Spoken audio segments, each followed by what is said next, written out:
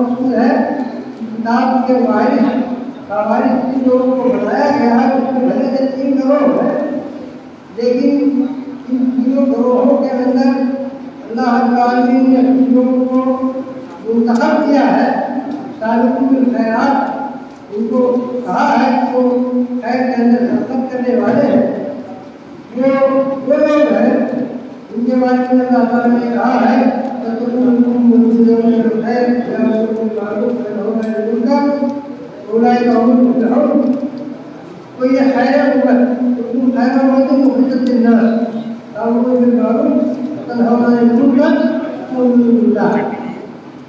گروہ کے اندر سب سے اہم گروہ علماء،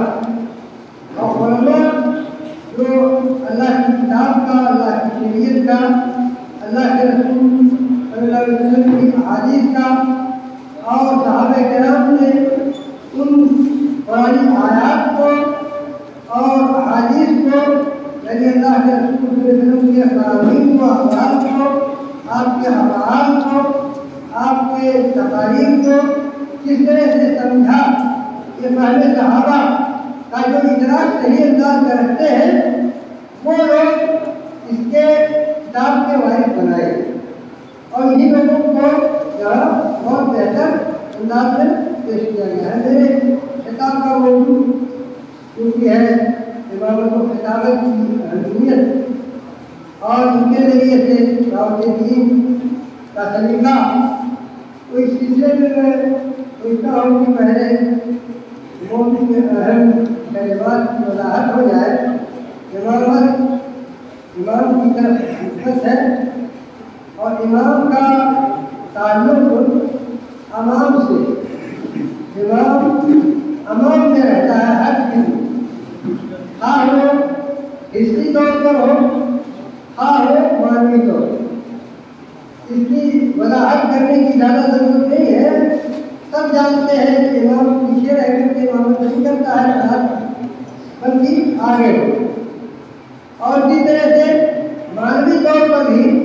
جب کوئی شخص کسی کی قیادت کرنے والا ہوتا ہے، امامت کا ایک مفہوم صلاۃ کی امامت ہے، اور ایک مفہوم اس کا قیادت کا ہے کہ قوم کی قیادت کیسے کی جائے گی۔ تو بھلے سے علامہ اقبال صاحب نے کہا ہے، تحقیق کی ہے، اس کو سماویرہ انہوں نے کیا ہے کہ قوم کا چیز ہے، قوم کی امامت کیا ہے، اس کا جانے کھلائے دو رکعت کے امام، تو اماموں کی اس میں توہین کی گئی ہے۔ یہ وجہ نہیں ہے، کچھ نہیں ہے۔ امامت دراصل کتاب اللہ اور سنت رسول اللہ کے فہم کو تمام لوگوں تک پہنچانے کی ذمہ داری امام، اور وہ عمل کے ذریعے سے بھی پہنچاتا ہے اور افعال کے ذریعے سے، اپنے خطابت کے ذریعے سے بھی اس کو لوگوں تک پہنچاتا ہے۔ اس لیے ایسے آدمی کو جس کو اللہ کے رسول صلی اللہ علیہ وسلم نے انبیاء کا وارث قرار دیا ہو، اس کی اس طرح کی توہین کرنا یہ دراصل ماڈرن ہونے کی دلیل ہے۔ اس لیے کہ کچھ لوگوں نے جیسے یہودی ہے، ان کی سازش کے تحت علماء کے طبقے کو دین کی حرکت اور مشتر حضرات کو دنیوی چیزوں کی قیادت کے لیے الگ الگ کر دیا۔ حالانکہ اللہ کے رسول صلی اللہ علیہ وسلم کی وفات کے بعد جس وقت قیادت کا مسئلہ کھڑا ہوا، امامت کا مسئلہ کھڑا ہوا، اس وقت عمر رضی اللہ تعالیٰ عنہ سے اور اسی طرح سے علی رضی اللہ تعالیٰ عنہ سے منقول ہے کہ رضینا نے دنیا نہ من رضی رسول اللہ صلی اللہ علیہ وسلم رضینا۔ اس لیے اس کے اندر اشارہ ہے کہ امامت کرنے کے لیے ابو بکر رضی اللہ تعالیٰ عنہ کو منتخب کیا تھا، اور دین کے اندر اس کی امامت اللہ کے رسول صلی اللہ علیہ وسلم نے منتخب فرمایا۔ اب دنیا تو معمولی چیز ہے، حیثیت چیز ہے، جب دین کے اندر امامت کی اللہ کے رسول صلی اللہ علیہ وسلم مقرر کر کے گئے تو ہم دنیا کے معاملات میں اس کو اپنا امام، اپنا اگوا اور پیشوا اور رہنما و قائد کیوں نہ ہو۔ لہٰذا یہ تفریق تو خیر ہوتی ہے، دوسروں نے ہمارے یہاں تفریق پیدا کر دی، ورنہ دراصل جو امام ہوا کرتا تھا کسی قوم کا، مسجد کا امامت کرنے والا، وہی قوم کی قیادت کرنے والا ہوتا تھا، تمام لوگوں کو اس کی نظر ہوا کرتا۔ تو ایک لفظ تو امام کا ہوا جو امام سے بنا ہوا ہے کہ ہر چیز میں آگے رہتا ہے، قیادت کرتا ہے، قوم کی تمام چیزوں کی نگرانی کرتا ہے، ان کے اخلاق کی نگرانی کرتا ہے، ان کے افعال کی نگرانی کرتا ہے، ان کے معاشرے کی نگرانی کرتا ہے، ان کی ثقافت و تہذیب، ان کے لباس اور پوشاک، تمام چیزوں کی وہ نگرانی کرتا ہے۔ اس سلسلے میں ایک واقعہ بتاتا ہوں، 30-35 سال پہلے کی بات ہے، آج بھی دنیا میں اس طرح کی چیز پائی جاتی رہی ہے جیسے اللہ کے رسول صلی اللہ علیہ وسلم کے زمانے میں اور صحابہ کے زمانے کے زمانے میں پڑھے جاتے ہیں۔ ایک مرتبہ کی ساتھ پہلے کی بات ہے، میرا گزشتہ کے لوگوں کے ساتھ حیات میں ہوا تو ایک امام کے پاس ہم لوگ تھے، وہ امام نوجوان تھا، 25 سے 30 سال کے درمیان کا وہ امام تھا۔ ہم لوگ ٹہلنے کے لیے، جہاں قدمی کرنے کے لیے سڑک پر گئے اور ان کا ایک جھنڈ وہاں سے گزرا تو محسوس یہ ہوا کہ وہ عطر استعمال کیے ہوئے، وہی اس نے ان لوگوں کو ڈانٹنا شروع کیا کہ اگر اس طرح کی کیفیت میں نے پھر ایک ہی اور ایسی کو محسوس کی تو آئندہ خیریت نہیں ہو۔ اس کا مطلب ہے کہ امام صرف خطبہ دینے کے لیے، مسجد کی عبادت کرنے کے لیے نہیں ہوتا ہے،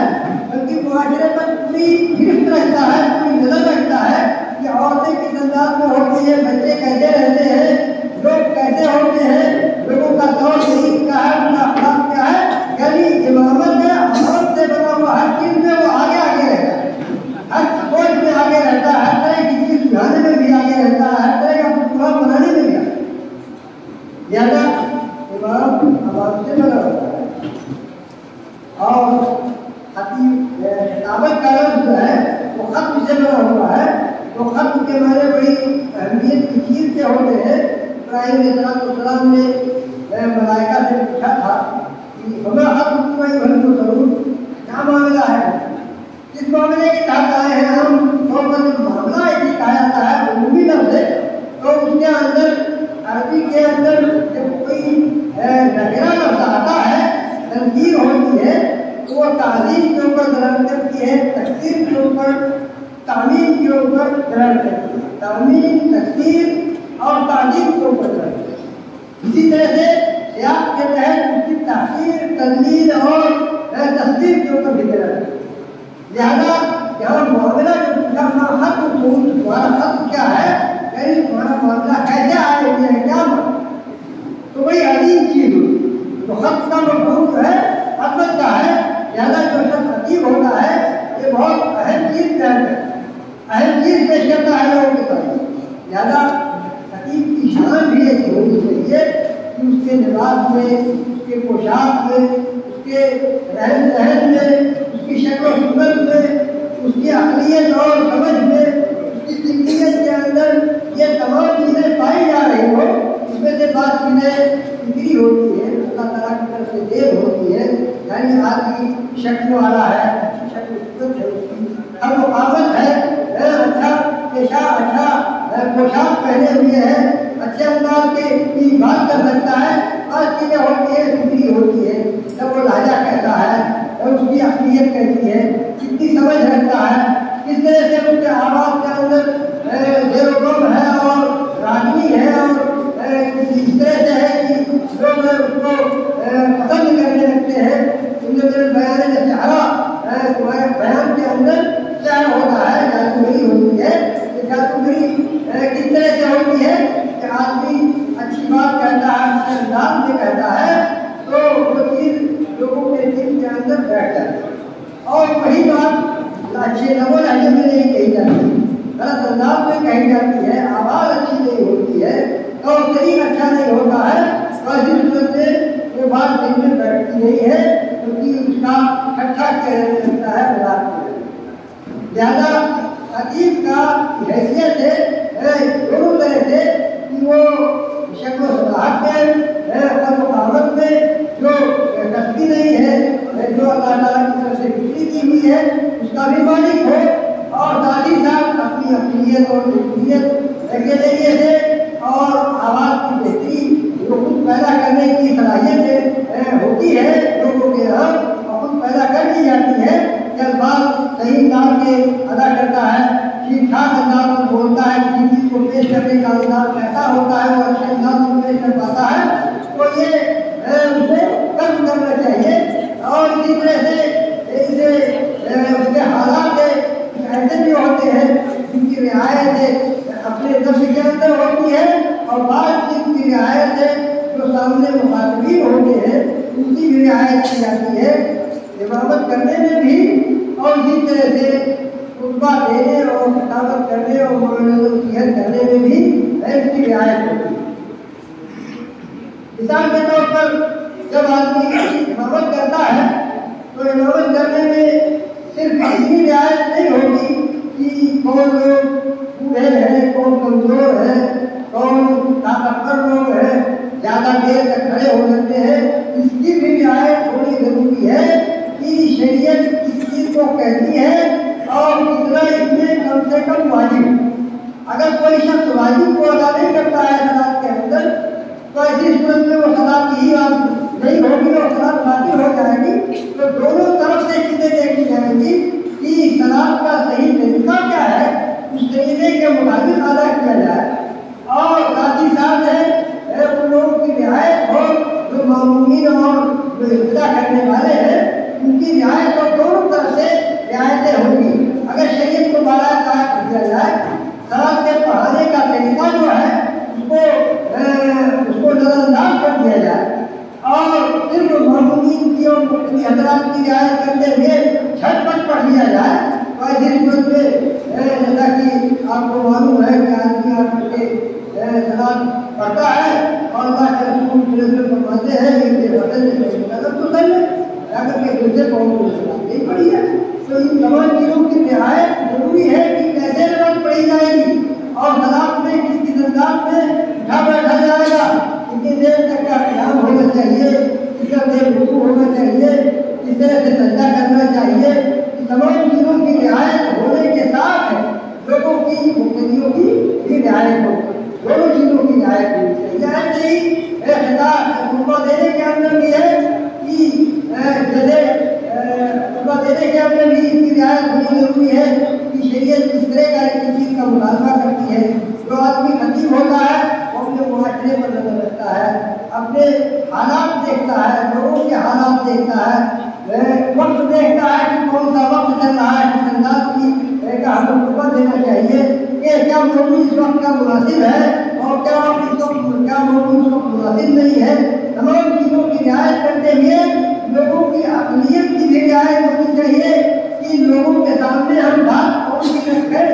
اگر بات صحیح انداز کی رکھتا ہے، ان کے حق کی رعایت کرتے ہوئے، ان کے دین کی رعایت کرتے ہوئے رکھتا ہے تب تو وہ چیز قابل قبول ہوگی، ورنہ اگر ان کی عقلیت سے کہیں بڑے کی بات کہہ دیا تو ایسی صورت میں وہ چیز قابل قبول نہیں ہوگی۔ اس کو ایک مثال کے ذریعے سے سمجھیے، عمر رضی اللہ تعالیٰ عنہ کا آخری دور تھا، انہوں نے حج جب کیا تو بعض لوگوں سے یہ سنا کہ ابو بکر کی خلافت تو باقاعدہ جھٹکے میں ہو گئی تھی اور عمر رضی اللہ تعالیٰ عنہ کو انہوں نے منتخب کر دیا تھا۔ اب جب امامت کا مسئلہ آئے گا، خلافت کا مسئلہ آئے گا تو ہم بڑا لوگوں کو منتخب کریں گے۔ تو عمر رضی اللہ تعالیٰ عنہ نے کہا کہ ہم اس کو پہلی فرصت سے ہی کیے دیتے ہیں اور مکہ ہی کے اندر اس کا اعلان کیے گئے۔ لیکن صحابہ تھے، انہوں نے کہا کہ خلیفہ وقت آپ امیر المومنین اس طرح کی چیز یہاں نہ کیجیے، بلکہ آپ مدینہ لوٹ کر کے چلیے، وہ بیت السنہ ہے، وہ دارالسنہ ہے، وہ محل وحی رہا ہے، وہاں صحابہ کرام موجود ہیں اور آپ کی بات کو لوگ صحیح انداز کر دیں گے، صحیح سمجھیں گے۔ یہاں اگر آپ کہتے ہیں تو عوام ناس ہے، عمومی لوگ ہیں جو آپ کی بات میں سے کچھ لیں گے اور کچھ کو دوسری چیز کر کے آباد تک پہنچا دیں گے۔ لہٰذا رعایت کرنے کی ضرورت ہوتی ہے کہ آدمی جو یہاں بات کہتا ہے، جن لوگوں میں وہ بات پیش کر رہا ہے، ان لوگوں کے سامنے کہنے کے لائق ہے یا کہنے کے لائق نہیں ہے۔ اسی طرح خطیب کو بھی رعایت کرنی ضروری ہے کہ ہم جن کے سامنے مخاطب ہیں کون سی چیز وہ سمجھ پاتے ہیں اور کون سی چیز نہیں سمجھ پاتے ہیں، کیا مضمون ہمیں ان کے سامنے پیش کرنا چاہیے اور کون سی چیز ہے جو ان کے سامنے پیش نہیں کی جا سکتی ہے۔ اسی طرح سے افراد کو نامزد کر کے کسی خامی کو ذکر کرنا بھی بہت خامی کی چیز ہوتی ہے۔ اللہ کے رسول صلی اللہ علیہ وسلم کا طریقہ اس میں تھا، کیا فرماتے تھے امام والوں اقوام کے فرض و صدا و قدر لوگوں کا کیا طریقہ ہے کہ اس طرح سے کہتے ہیں، آپ کام نہیں دیتے تھے، کچھ لوگوں کا شیوا ہے ایسے کہتے ہیں ایسے کرتے اس انداز میں آپ کہتے تھے تو عمومی چیز جو کہی جاتی ہے سارے لوگوں کے لیے تو جس شخص نے کہا ہے یا کیا ہے اس بات کو سمجھ جاتا ہے، اور اگر سمجھدار ہے تو وہ آپ کی حرکت سے بات آ جائے گا، اور اگر نہیں سمجھدار ہے تو نہیں کہتے رہیے، لیکن ایسی صورت میں خطبے میں ایک چیز نہیں کہنے کی ہوتی ہے، لیکن مجلس کے اندر اکیلے میں تنہائی میں مجھے ایک چیز کہی جاتی ہے تب جا کر کے وہ ہوتی ہوگی۔ لہٰذا خطیب کو اس کی بھی رعایت کرنی ہوتی ہے کہ ہم کیا چیز کہہ رہے ہیں اور اس کے سامنے کہہ رہے ہیں اس کے مطابق کیا ہے۔ اسی طرح سے اپنی شکل اور حیرت کے بارے میں بھی یہ اللہ کے رسول صلی اللہ علیہ وسلم کے بارے میں ہمارا فرماتے ہیں کہ انہوں نے دیکھا کہ قربان کے صاحب نے ہاتھ اٹھا کر کے خطبہ دینا شروع کیا، ہاتھ اٹھایا تو انہوں نے کہا اللہ تعالیٰ کے ہاتھوں کو دونوں ہاتھوں کو ابھی کر دے۔ اللہ کے کا شیوا تھا کہ آپ ہاتھ نہیں کرتے تھے، آپ ضرورت کے تحت مسلمات سے اشارہ کرتے تھے، یہ انداز تھا آپ کا۔ لہذا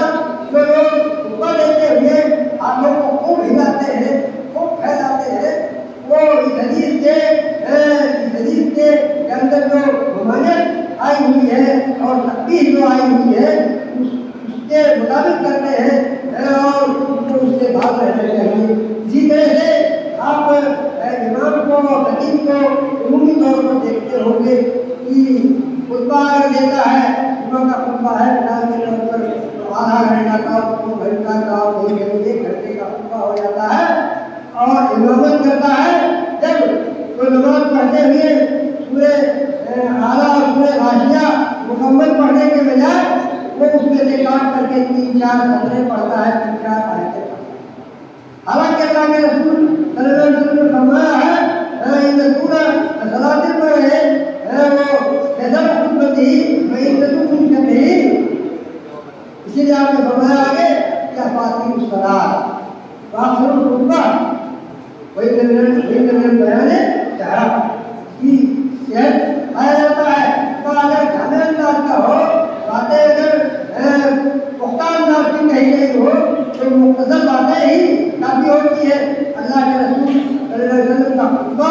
جامع ہوا کرتا تھا۔ آپ یہ کہہ سکتے ہیں کہ آپ کو جواب تلیم کیا گیا تھا، اس لیے آپ کا خطبہ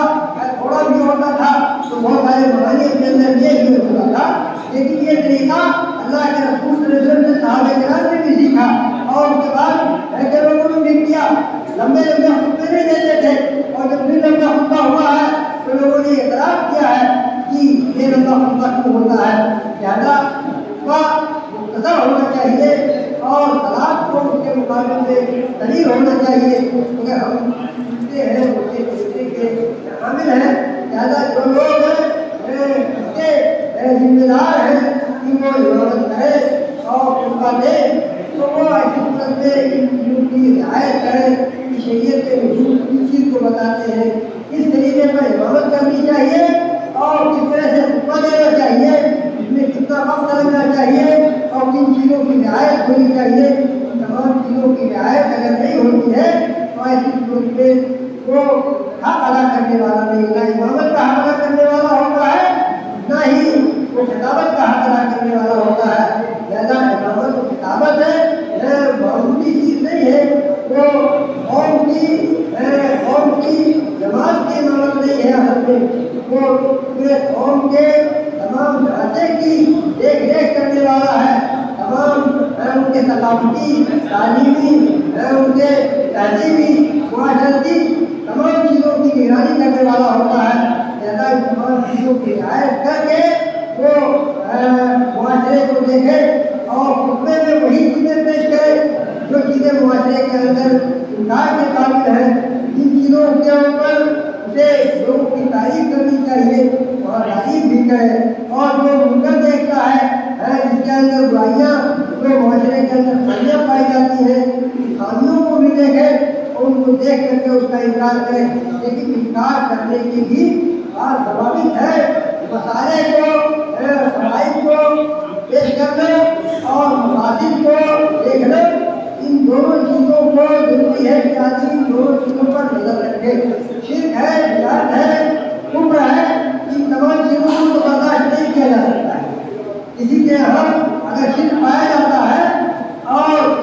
कुफ्र पाया जाता है, इसी तरह से बिदात पाई जाती है, तो उसको बर्दाश्त नहीं किया जा सकता है, उसका इनकार जरूरी है। लेकिन इनकार करने के तरीके का फर्क होता है। आदमी कभी इनकार करता है तो मुशरिक को भी वो चीज पूरी लगती है और मुवहिद को भी वो चीज पूरी लग जाती है। ज्यादा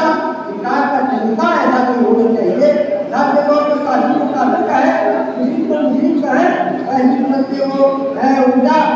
अदब के ऊपर होगा। लेकिन अगर तरीके से वही चीज कही जाए, अच्छे अंदाज में वो चीज कही जाए और पेश किया जाए कि अल्लाह के रसूल सल्लल्लाहु अलैहि वसल्लम का बयान यूँ है, आपका फरमान यूँ है और ये चीज शिर्क की तरफ ले जा रही है, वही तो उम्मीद की जाती है कि जिससे यहाँ शिर्क पाया जाता है वो समझ जाए और उस तरीके को छोड़ दे। इसी तरह से मुद्दे के अंदर किसी की तकसीर करना, किसी को बिदाती बताना और किसी को काफिर करार देना, इन तमाम चीज़ों से भी गुरेज करना बहुत जरूरी होता है, क्योंकि इससे फायदा कुछ नहीं होगा, नुकसान सिर्फ मुआशरे को नुकसान इससे आते हैं। ज़्यादा ऐसी चीज़ें मजलिसों के अंदर, उनकी तन्हाई के अंदर जो लोग ऐसे पाए जाते हो, इनके यहाँ इस तरह की चीज पाई जाती है, शिर्क है या कुफरिया अंदाज है या बिदातें पाई जाती है, ऐसे लोगों को मुंतखब करके और उनके साथ अलग से बैठा जाए, नए की कसरे आम का इनकार किया जाए। याना इन चीज़ों की रियायत बड़ी जरूरी है, क्योंकि मसलहत को, फायदे को उम्मत के लिए लाना जरूरी है, लेकिन मसला को जो खामियां हैं वो अगर उसी के जरिए से आ जाए तो ये सही नहीं होगा। मसाले को लाना और मसाजिद को दूर करना ये खतीब का, इमाम का जरूरी अमल होना चाहिए। इन तमाम चीज़ों की रियायत करके हो गए। इसी तरह से इमाम और खतीब के जिम्मा यही होता है कि अल्लाह के रसूल के तरीके के मुताबिक वो अपने आप को उस पर हसना बनाने है, उसमें हसना था अपनी के अंदर पुराना कुरान, अल्लाह के रसूल का कुरान था। तो ये खतीब और इमाम के यहाँ भी ये चीज़ पाई जानी चाहिए कि उसका अखलाक है अल्लाह के रसूल के अखलाक के मुशाबे हो, उसके तशाबुह की कोशिश करें। आपके यहाँ जिस्म पाया जाता था, आपके यहाँ कैसी पाई जाती थी। आपको याद होगा कि यहूदियों में से बाद में आपको सलाम किया तो अस्सलामु अलैकुम कहा, आयशा रज़ियल्लाहु अन्हा ने क्या तो कहा लेकिन अल्लाह के रसूल ने उसका जवाब अलैकुम दे करके झुका दिया और कहा कि आयशा तुम इस तरह से जवाब क्यों देती हो, तुम्हें नरमी अख्तियार करनी चाहिए। मैं कोई शहीद इल्ला शाना हूँ, तुम्हारे लोग शहीद इल्ला शाना हूँ। जब सिर्फ कहीं होता है मेहमानी और नरमी होती है तो उस चीज़ को खूबसूरत बना देती है। अगर नरमी कहीं से चली जाए, खत्म हो जाए, उसकी जगह में शिद्दत और सख्ती आ जाए तो उसको खराब कर देती है, उसको एजाज कर देती है। ज़्यादा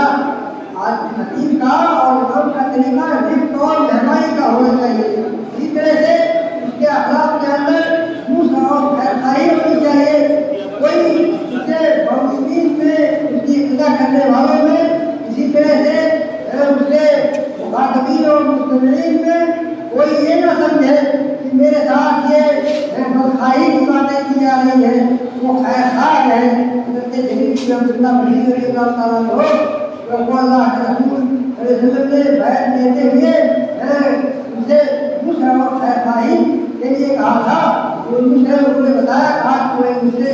बैत मिलती है अल्लाह के रसूल की, तो है लेकिन हर मुसलमान के लिए खैरखाई की बात किया करूँ। तो इसे खैरखाई के अंदर उन्होंने तरीका अपना बना दिया था कि जिंदगी भर मुसलमानों के लिए खैरखाई क्या करते थे। हमने बचपन के अंदर सुना था مولانا گرو صاحب ہماری علیہ تھے اور بعد میں اسے فتوحی کے اندر دیکھا کہ جریر بن عبداللہ بلخی رضی اللہ تعالیٰ عنہ کا شاہی کا طریقہ یہ ہو گیا تھا کہ ایک مرتبہ اپنے غلام کو کہا جاؤ گھوڑا خرید کے لاؤ 300 میں اس نے گھوڑا خریدا تو دیکھ کر کے کہا کہ یہ گھوڑا تو 300 میں زیادہ کا ہے کہاں سے خرید کے لے آئے ہو اور گئے اس آدمی کے ساتھ آپ کی آدمی کے پاس اسے خریدا ہے اس کے پاس لے چلو اس کے پاس گئے تو وہاں آدمی نے گھر گھوڑا اتنے میں بیچ دیا 300 میں بیچ دیا ہے یہ تو 400 کے لائق ہے اور اس کے بعد پھر آگے بڑھاتے رہے اس کو دیکھتے رہے اور دیکھ کر کے بڑھاتے رہے دام بڑھاتے اس کو 700 یا 800 میں خریدا یہ خیر خواہی ہم تک کوئی کہنے والا دنیا میں آج بھی پایا جاتا ہے آدمی سامان لیتا ہے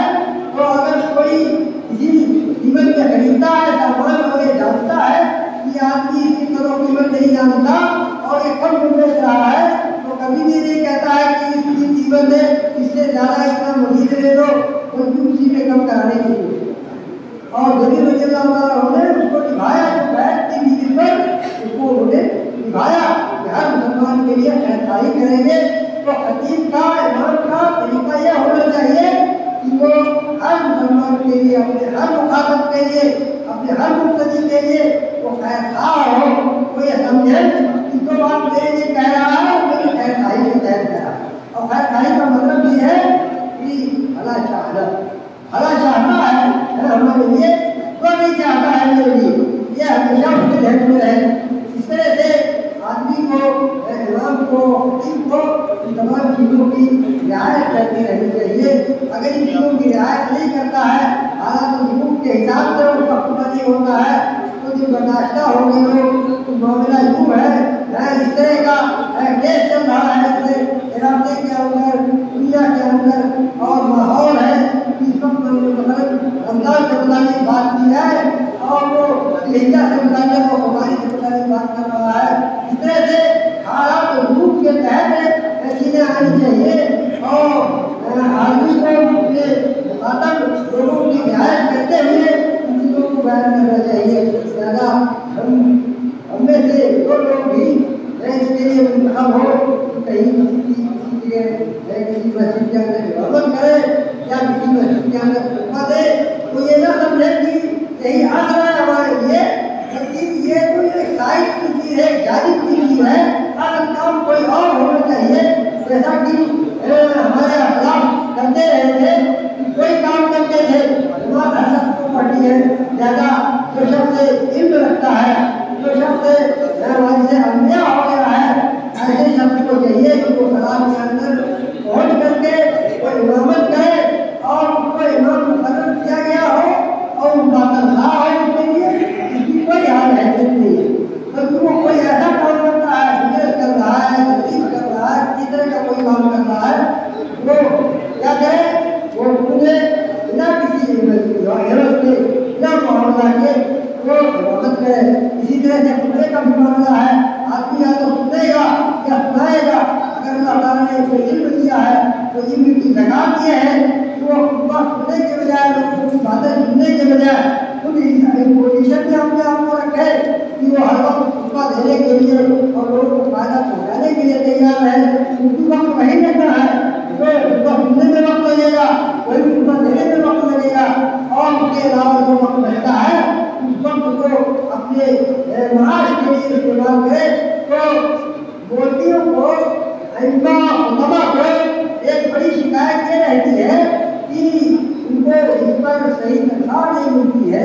اور صحیح ان کا معاش نہیں چلتا ہے حقیقت یہ ہے کہ یہ ان کی اپنی کوتاہی ہے ان کو چاہیے کہ معاش کا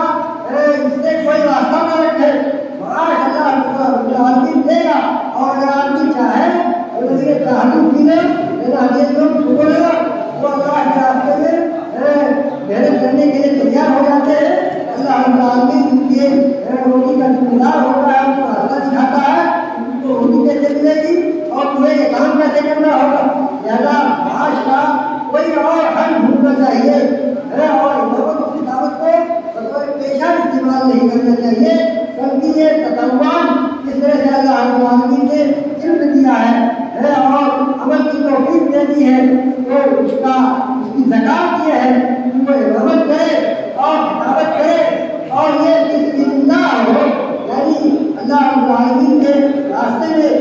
अल्लाह ताला ने उसको वाइस बनाया है किताब का। किताब बंदों में से इनको मुंतखब किया है, तो ये उन मुंतखब बंदों में से न होने जो जुल्म अपने ऊपर करने वाले हैं, अपने ऊपर जुल्म करने वाला है, जाति करने वाला कि यही है कि शराबखोरी करता है, जनाकारी करता है, बदमाशी करता है, शराब पढ़ता है, यही बदमाशी नहीं है। बस जिंदगी में ये चीज भी दाखिल होगी कि आदमी को अल्लाह ने इल्म दे दिया है और इनमें किताब सुन्नत से जवाब दिया है। इनमें किताब सुन्नत के हासिल हो जाने के बाद वो उसका सही हक नहीं अदा करता है, यानी वो अमली तौर पर सही तौर पर अमल नहीं करता है और सही तौर पर लोगों को दिखाता नहीं है, उस पर हंसना नहीं बनता है लोगों के लिए, तो ये भी सही में से हो जाएगा। उनके अल्लाह ने इल्म दिया है और इल्म देने के बाद वो उसको अमली तौर पर लोगों के सामने नहीं पेश करता है, करके इसका हक नहीं अदा करता है। ज़्यादा हमें चाहिए कि हम इस तरह से रहें कि हमारा माश कोई और माश का बंदोबस्त हो और कोई और सुनत करे कि हम माश को और तरह से तलाश करें और दावा बनाइए कि पढ़ने के बाद इनका ज़िया हो जाएगा। इनका ज़िया नहीं होगा अगर आदमी चाहे तो। अब तो ये ज़माना ऐसा आ गया है कि इल्म को आदमी अपने साथ है, किताबों को रख सकता है, नेट है और मोबाइल है, इसके अंदर लाखों किताबें आ जाती है, जब जो चीज़ चाहे वो हासिल कर सकता है। मैंने देखा है एक समय में कि मौलाना मुबीन साहब रहमतुल्लाह अलैह जहाँ से 25 किलोमीटर के लगभग होगा, वहाँ से साइकिल से आते हैं और मौलाना मुबीन साहब रहमतुल्लाह अलैह के हाथ में किताब मांगते हैं और मान करके साइकिल को साज करके लेकर के अपने घर जाते हैं, वहाँ पढ़ते हैं। तो उस जमाने में वो इस्लाम या दो किताबों में से कोई किताब दिख रहे थे, तो किताबें में सबसे इतने दूर से किताब लेकर के जाते हैं और पढ़ते हैं। आज हर आदमी के मोबाइल में सैकड़ों में, हजारों में, लाखों किताबें मौजूद हैं। आदमी चाहे तो अपने वक्त का ज़िया करने के बजाय उसे इस्तेमाल कर सकता है। इल्मियत जो है वो आती है पढ़ने से। अगर आदमी पढ़ता नहीं है तो उसको इल्म सही का नहीं आता है। मैं एक किस्सा बताता हूँ। हमारे असातिज़ा में एक बहुत अहम उस्ताद मिस्र के अब्दुल अजीम शिमलानी थे। एक मरतबा उनसे दर्स में हम लोगों ने पूछा, देखा हो गया उस्ताद और लुग़त के उस्ताद थे, उनसे पूछा गया कि आपके शागिर्दों में बहुत सारे शागिर्द यहाँ पढ़ाते हैं, तो फला के बारे में आपका क्या तासुर है, आप गौर से सुनिए, देखिए कि उनका जवाब कैसा बंजस्ता है और कितना इल्मी है। उन्होंने एक उस्ताद के बारे में जो पूछे थे और पढ़ना लिखना बंद हो चुका था, उनकी सिर्फ एक किताब जो ट्रांसलेट की है वही शायद हो सकती है, वो भी कामिल अंदाज की नहीं है। उनके बारे में कहा है तो करा, और दूसरे उस्ताद के बारे में जो नब्ज का उस्ताद था, अदब का उस्ताद था, उसके बारे में कहा एक माजी और मुनारे का फर्क किया। एक और दूसरे के बारे में का, इन दोनों का यही फर्क किया। इस फर्क को आप हो सकता है ना समझ पाए, इसलिए इसको वजाहत करता हूँ। माजी के अंदर गुजरा हुआ ज़माना होता है, इसलिए उसके अंदर जो चीज़ गुजर चुकी है वो वही रहती है, लेकिन फिर मुनारे के अंदर तजद्दुद पाया जाता है। तो उनके कहने का मकसद था कि जो बात कराए जो कहा वही उसका इल्म है। अब न पढ़ने की वजह से उसमें से क्या हो रहा है, उसमें से चीज़ें जा रही है। अगर आदमी मुताला नहीं करता है, पढ़ता नहीं है, तो जितना कुछ पढ़ा था उसमें से भूल करके चीज़ें ज़ाय हो जाती है और खत्म हो जाती है। हर बात को महसूस कर सकता है, इसने इल्म को सीखा और सीखने के बाद मुताला नहीं किया और पढ़ाता नहीं, तो उसका इल्म खत्म होता चला जाता है। और जो पढ़ता जाता है, चाहे वो ईमानदारी करता हो, चाहे वो खेती बाड़ी करता हो, चाहे किसी हिफाजत मुताबिक हो, कहीं भी किसी काम में लगा हुआ है, तो निकाल करके अगर वो मुताला करता है तो उसका इल्म बाकी नहीं रहेगा बल्कि बढ़ता जाएगा। ज़्यादा आपको चाहिए कि علم حاصل کرنے کے بعد آپ اپنے علم کی تجدید کرتے رہیں اور مطالعہ کرتے رہیں تاکہ آپ کا خطبہ بھی آپ کی امامت بھی اچھے انداز کی ہو۔ عمر رضی اللہ تعالیٰ عنہ کا قول امام بخاری نے نقل کیا ہے کہ تعلموا قبل ان تصبوا، قیادت کرنے سے پہلے، امامت کرنے سے پہلے، قوم کی قیادت کرنے سے پہلے پڑھ لکھ لو، علم حاصل کر لو۔ اور امام بخاری نے کہا کہ ہم کہتے ہیں کہ تعلموا بعد ان تصبوا، قیادت حاصل ہو جانے کے بعد بھی پڑھو، یعنی دونوں حالتوں میں پڑھنا چاہیے، تب جا کر کے علم باقی رہ سکتا ہے۔ اور علم رہے گا تب آپ کے امامت کے اندر بھی جان رہے گی، آپ کے خطبے کے اندر بھی جان رہے گی، لوگ آپ کے علم سے استفادہ بھی کر سکیں گے، اور جب آپ بھی استفادہ نہیں کر سکتے ہیں اور دوسرے بھی اس سے استفادہ نہیں کر پائیں گے۔ اللہ العالمین ہمیں وہ علم دے، اس علم کے مفید بنائے اور ہمارے لیے یہ ذخیرہ آخرت بن سکے۔ ہم اس کو اپنی صرف علم کی حد تک محدود نہ رکھیں بلکہ علم کو عمل میں ڈھالیں۔ جب تک علم کے ذریعے سے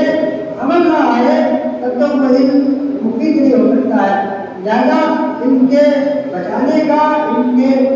فائدہ مند بنانے کا طریقہ یہ ہے کہ جتنا کچھ جانتے ہیں اس کو اپنی عملی زندگی میں لائیں تاکہ دوسروں کے لیے یہ اس میں حق نہ بنے اور لوگ دیکھ کر کے اسے عمل کریں۔ اللہ